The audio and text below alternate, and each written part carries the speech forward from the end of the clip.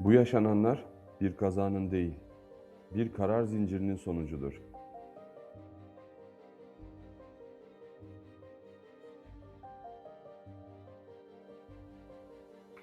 Titanic batmadan önce aslında yalnız değildi. O gece okyanusta başka gemiler de vardı. Ve Titanic yolculuğu boyunca birden fazla buzdağı uyarısı aldı. Üstelik geminin kazan dairesinde günlerdir süren bir yangın olduğu da biliniyordu. Ama rota değişmedi. Hız düşürülmedi. Çünkü herkes her şeyin kontrol altında olduğunu düşünüyordu. Bugün Titanic denince aklımıza tek bir görüntü gelir. Karanlığın içinden çıkan dev bir buzdağı. Oysa Titanic'i batıran şey tek bir buzdağı değildi. Asıl sorun risklerin bilinmesine rağmen kararları etkilememesiydi.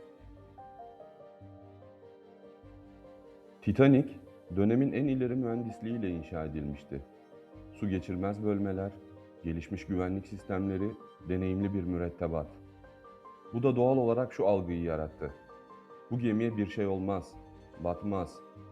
Risk yönetiminde en tehlikeli an işte bu güven duygusunun sorgulanmadığı andır.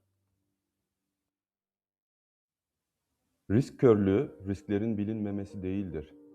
Tam tersine riskler bilinir, raporlanır, konuşulur. Ama karar masasına gelindiğinde başka öncelikler ağır basar. Risk sinyalleri vardır ama kararları gerçekten etkilemez. İşte o anda risk görünmez hale gelir. Bugün birçok kurumda Titanic'te duyulan cümlelerin modern versiyonlarını duyarız. Bu ihtimali daha önce de konuştuk. Şu an işimizi yavaşlatmayalım. Bu kadar da kötüsü olmaz. Bu cümleler riskin değil, karar alma konforunun göstergesidir. Aradan 100 yılı aşkın zaman geçti.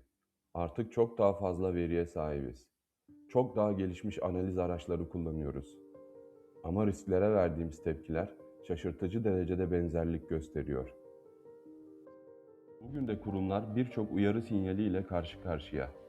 Siber riskler, tedarik zinciri kırılganlıkları, regülasyon ve iklim riskleri. Sorun bunların bilinmemesi değil. Sorun şimdilik ertelenmesi. Büyük felaketleri incelediğimizde tekrar eden 3 ortak özellik görüyoruz. Birincisi, risk raporu vardır ama gerçek bir sahibi yoktur.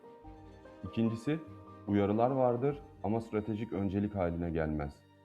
Üçüncüsü, sigorta vardır ama operasyonel hazırlık yoktur. Felaketler genelde riskin fark edilmediği yerde başlamaz. Riskin bilindiği ama ciddiye alınmadığı yerde başlar. Risk yönetimi, geleceği kusursuz tahmin etmek değildir. Belirsizlik varken bile karar alabilme cesaretidir. Bugün kurumunuzda, raporlarda yer alan ama kararları gerçekten etkilemeyen risk hangisi? Risk haritası. Görünmeyen riskleri karar anında görünür kılmak için.